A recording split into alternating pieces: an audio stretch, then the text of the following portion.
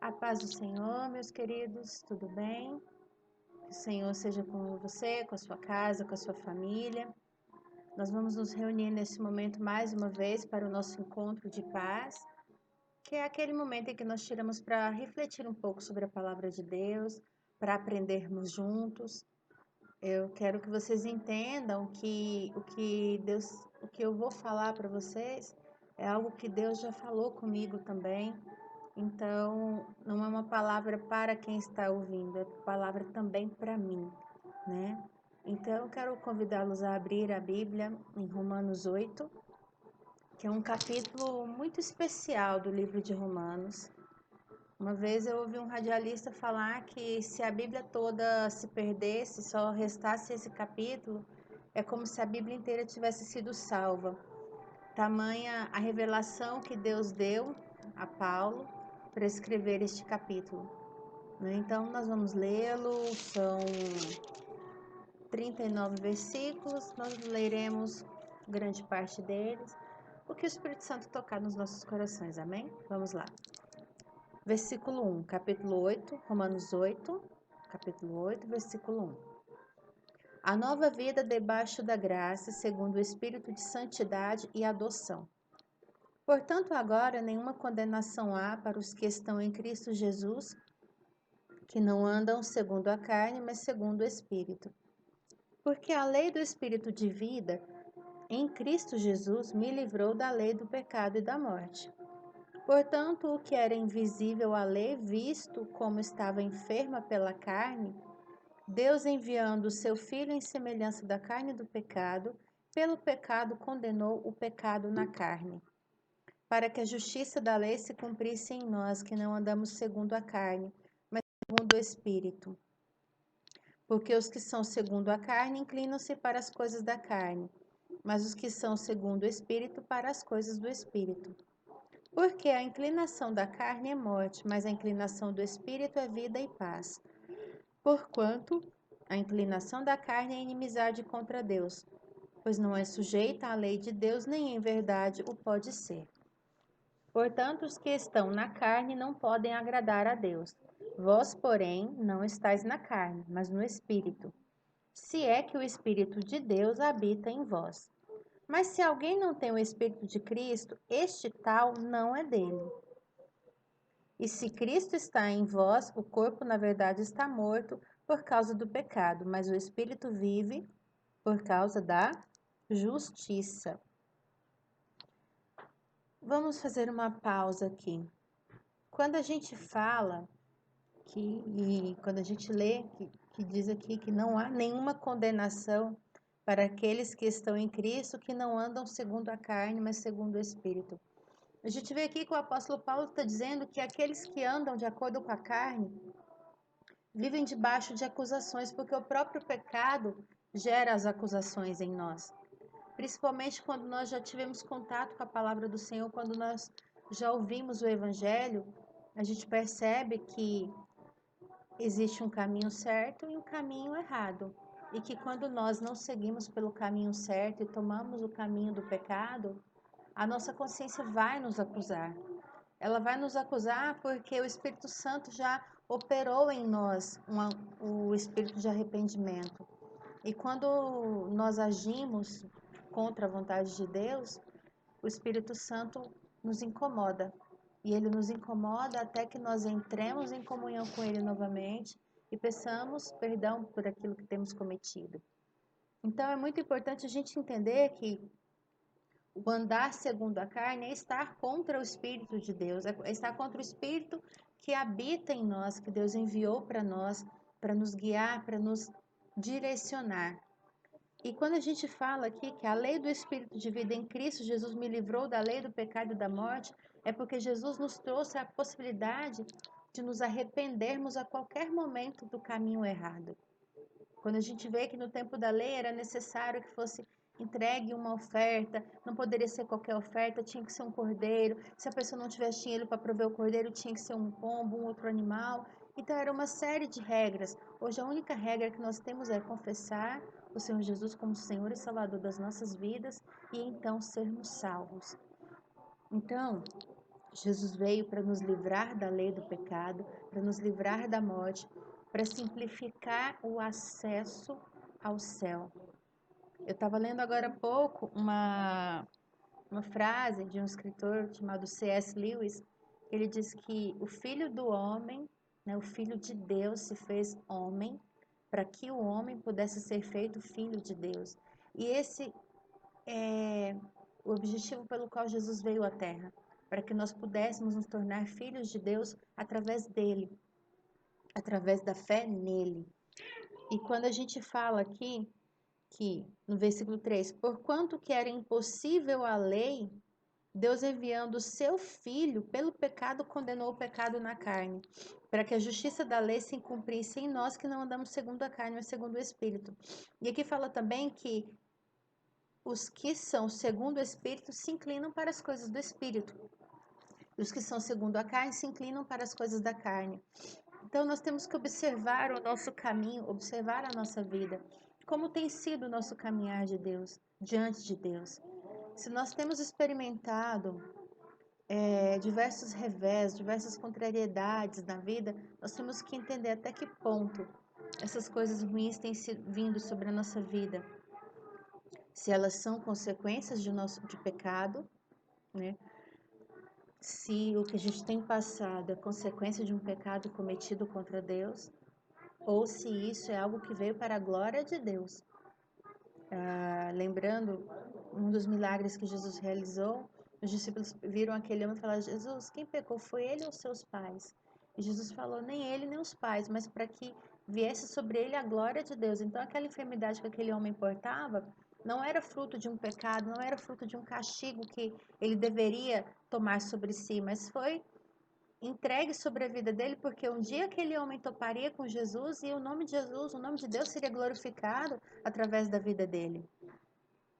E como nós vamos discernir se o que temos enfrentado é fruto do pecado ou se é fruto de uma situação em que o nome de Deus será glorificado? Através do discernimento. E o discernimento só virá a partir do momento em que nós estreitarmos os laços com o Espírito Santo. Então é o caminhar no Espírito Santo que vai nos levar a distinguir a vontade da carne, da vontade do Espírito, e a distinguir os nossos atos dos atos de Deus. É o que nos fará entender que se ao chegar numa encruzilhada tiver o caminho da direita ou da esquerda, se o meu relacionamento com Deus for íntimo, tão íntimo, eu serei capaz de ouvir a voz de Deus falando: vá para a direita, não vá para a esquerda, que lá não vai ser um bom caminho para você. Então, aqui é o que a gente entende, que é o relacionamento íntimo e sincero com Deus, com o Espírito Santo, que nos leva a ter entendimento sobre os nossos atos e sobre as consequências deles.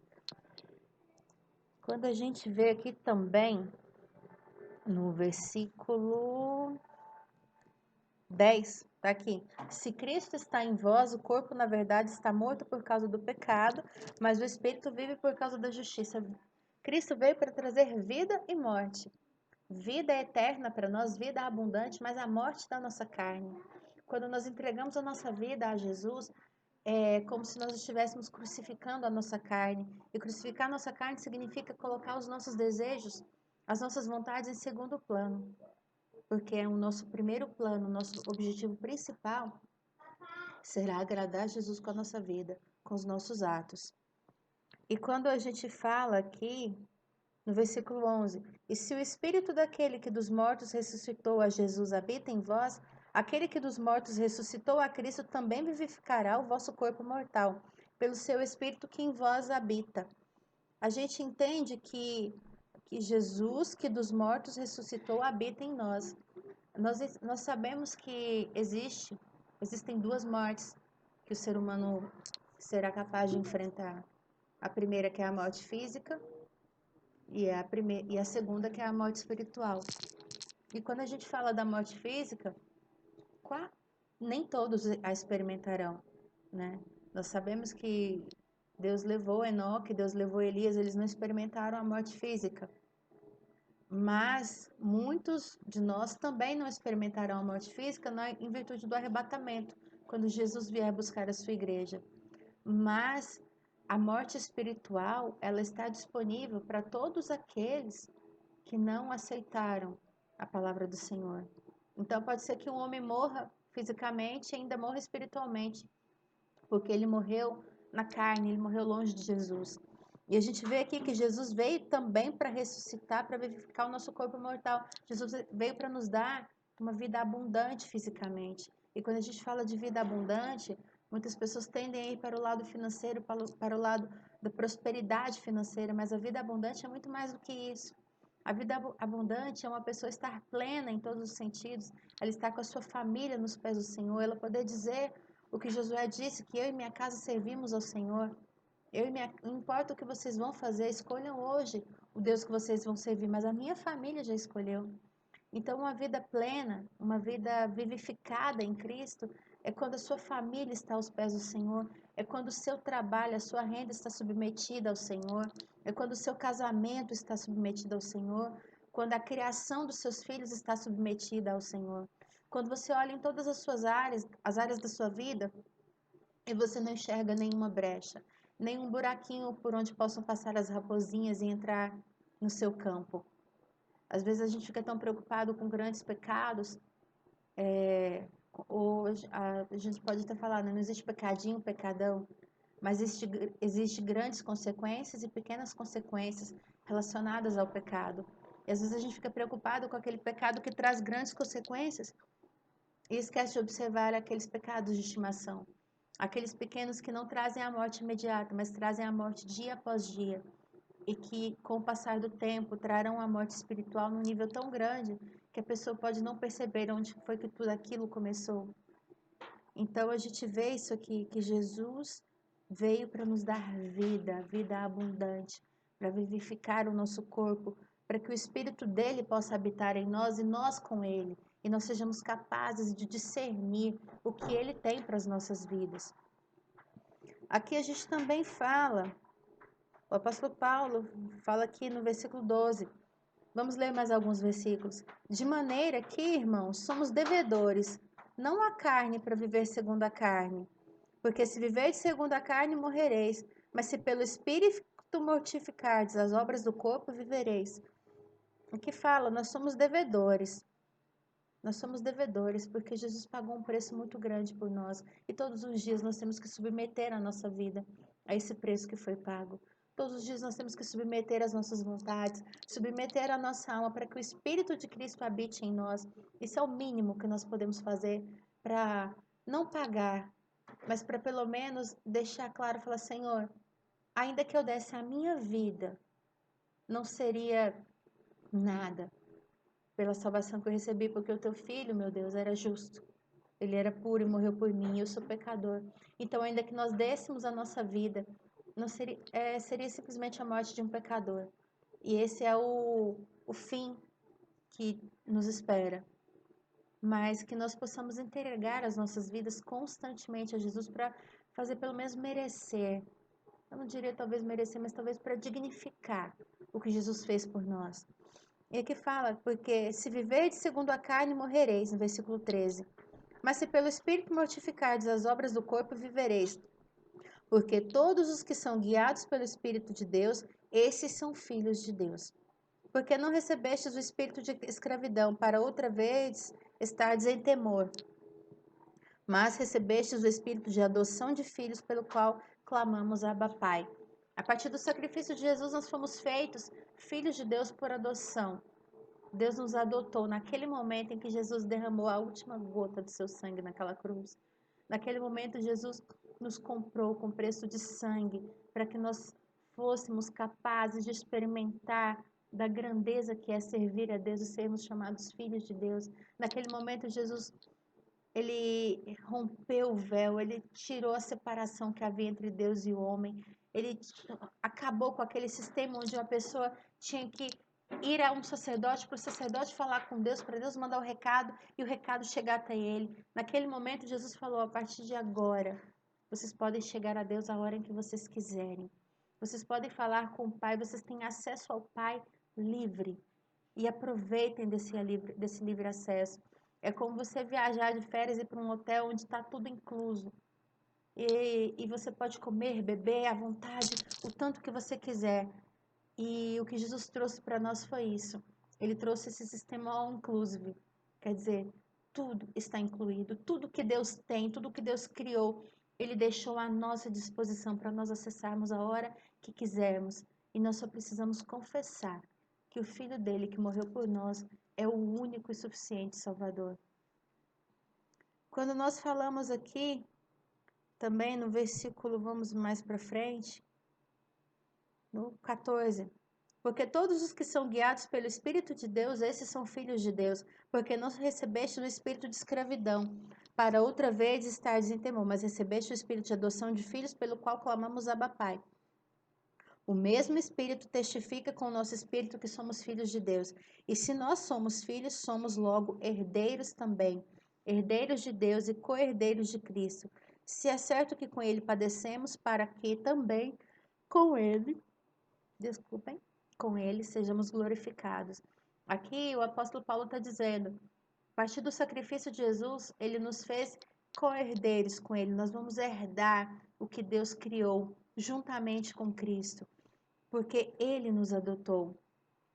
E com ele nós seremos um dia glorificados. Um dia quando tudo isso terminar, quando tudo se encerrar, quando toda essa era de sofrimento acabar e Jesus for glorificado diante das nações, nós que somos a igreja dele estaremos ali com ele. E vamos avançar mais um pouco, que eu gosto muito do versículo, cadê? 31, Romanos 8, 31. Eu recomendo que leiam o capítulo inteiro depois, ele é maravilhoso. O livro de Romanos é perfeito. E o capítulo 8 ele é especial mesmo. Aqui fala: que diremos, pois, a estas coisas? Se Deus é por nós, quem será contra nós? Aquele que nem mesmo a seu próprio filho poupou, antes o entregou por todos nós, como não nos dará também com ele todas as coisas? Quem intentará acusação contra os escolhidos de Deus? É Deus quem os justifica. Quem os condenará? Pois é Cristo quem morreu, ou antes, quem ressuscitou dentre os mortos, o qual está à direita de Deus e também intercede por nós. Quem nos separará do amor de Cristo? A tribulação, ou a angústia, ou a perseguição, ou a fome, ou a nudez, ou o perigo, ou a espada?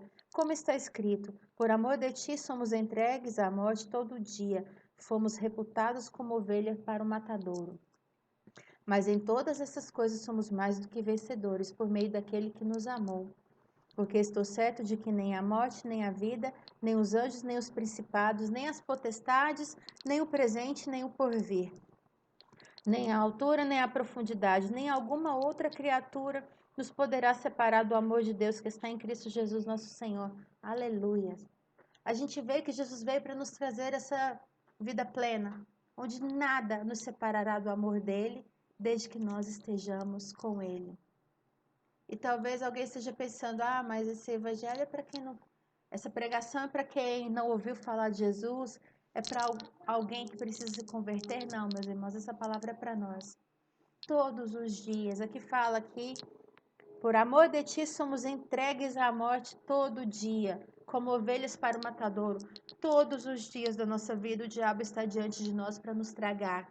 E todos os dias da nossa vida, a cada dificuldade, nós temos sim que nos lembrar de que Jesus já morreu, já sofreu uma condenação para que nós não fôssemos mais condenados. Para que o pecado não traga acusação às nossas vidas. Para que o pecado não nos impeça de participar da Santa Ceia. Para que o pecado não nos impeça de orar. Quando nós nos encontrarmos em tristeza, em abismo entre nós e Deus, nós temos que entender que por mais fraco que estejamos, ainda assim nós somos fortes para entregar a nossa vida na presença de Deus. E é até interessante, quando nós enfrentamos o maior período de angústia da nossa vida, é naquele momento que nós nos lembramos de Deus. É naquele momento que nós nos lembramos da nossa impotência, da nossa incapacidade de agir. E é nesse momento que Deus age por nós. Há uns dias atrás eu estava gravando uma reflexão a respeito do rei Senaqueribe e ele trouxe afronta ao rei Ezequias E o rei Senaqueribe chegou diante de Deus e mostrou aquela carta recebida. E falou: Senhor, está aqui a afronta que o teu povo tem recebido. E a afronta foi tão grande contra Deus que Deus não fortaleceu os exércitos de Ezequias para lutar contra o rei Senaqueribe.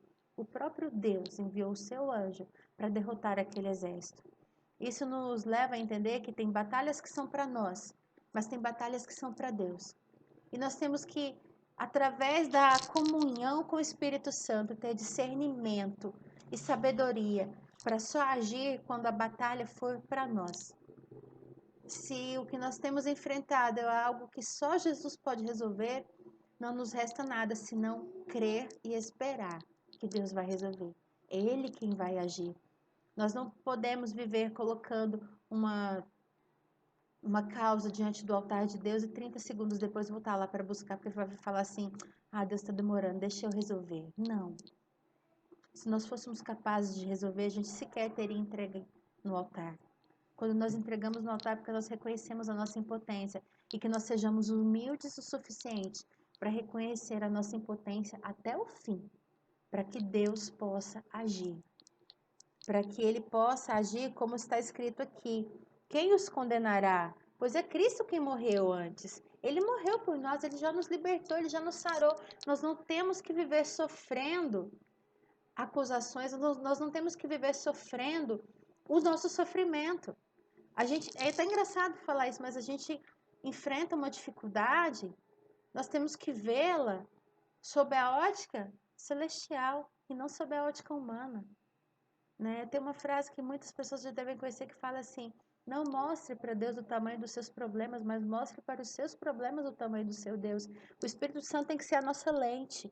Ele tem que estar aqui e com os olhos da fé nós temos que ser capazes de ver que aquele problema é grande, ele merece cuidados, ele tem que ser enfrentado, mas ele não é maior do que nós. Ele não é maior do que aquele que nos fez. Ele não é grande a ponto de nos separar do amor de Cristo. Problema nenhum que nós enfrentamos aliás, ele é maior do que o amor de Cristo. Nada, meus irmãos, nem a morte, porque o próprio Cristo venceu a morte. Hoje nós olhamos a morte como algo terrível, e é terrível, mas mais terrível é você enfrentar a segunda morte. Nós não podemos permitir que a segunda morte chegue para nós e que ela venha nos separar de Deus. Nós temos que entender que essa vida, ela é passageira, ela é muito curta. A gente se prende a isso aqui achando que isso aqui é grande coisa, que é muito grande, que muitas pessoas se agarram nesse mundo como se esse mundo fosse tudo o que elas têm. E não é.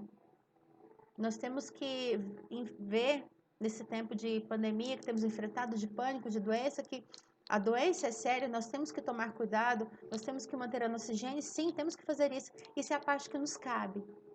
Mas se nós formos cometidos por ela, se nós viveremos após ela ou não, é uma parte que cabe a Deus. E o que cabe a nós é entender e ver para onde a minha alma irá. Se o Covid ou qualquer outra doença ou qualquer outra situação me tragar desse mundo, para onde a minha alma irá? Essa é que deve ser a nossa preocupação. Nada pode ter o poder de nos separar do amor de Cristo, nem nós. E se nós temos fortalecido a nossa alma a ponto do Espírito Santo de Deus não conseguir operar, nós temos que voltar lá no começo do capítulo 8, onde diz que a inclinação da carne é morte e a inclinação para o Espírito é vida e paz. No versículo 6.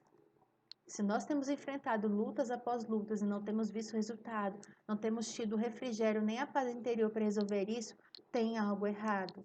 Com certeza a nossa carne está mais forte que o espírito. Uma vez eu vi uma história, eu li algo, não lembro onde, de um pastor que falava assim: dentro de mim existem 2 cães muito nervosos. E esses cães são capazes de trazer a morte sobre a minha vida. E tem um outro cão que é tranquilo, é calmo. E cabe a mim escolher qual desses cães eu vou alimentar. Né? A história seria algo desse tipo. E a pessoa, talvez uma outra pessoa perguntou para ele e falou assim: mas como você está sempre forte? Ele falou assim: esses cães que produzem a morte na minha vida vivem com fome. Eu alimento o cão que traz a paz para mim. Então nós temos que entender, a nossa alma não vai morrer, a nossa natureza não será anulada. Mas quanto mais nós enfraquecemos o espírito, mais a nossa carne fica forte e vence a batalha. Mas se nós fortalecemos o espírito através da oração, através da leitura da palavra, através da reflexão, através da presença na casa do Senhor, a ida ao templo, através do santuário do Senhor, quanto mais nós nos entregamos a Jesus, mais o espírito dele se fortalece em nós e mais a nossa carne se enfraquece, a ponto dela ficar tão fraca de não conseguir se levantar. E aí é o momento em que o Espírito Santo de Deus vai vencer em nós e através de nós. E é aqui que nós vamos entender que todos os que são guiados pelo Espírito de Deus são de fato filhos de Deus. Então, que o Senhor Jesus faça essa noite na sua vida, amanhã, não sei que horário você estará escutando essa palavra, mas que o Espírito Santo venha produzir vida em você.